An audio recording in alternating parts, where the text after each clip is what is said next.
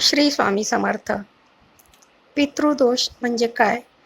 तर काही घरामध्ये काही व्यक्तींना अशा प्रकारे मरण आलेलं असतं की त्यांच्या अनेक इच्छा अतृप्त राहिलेल्या असतात. अचानकच मरण आल्यामुळं कोणत्याही इच्छा पूर्ण न झाल्यामुळं साहजिकच ते आत्मे हे भटकत असतात. त्यांना मुक्ती मिळालेली नसते. त्यामुळं ते त्यांच्या पिढीत जे दुसरे पुढची लोक आहेत, पुढचे वारस आहेत, त्यांना या गोष्टीचा खूप त्रास होतो.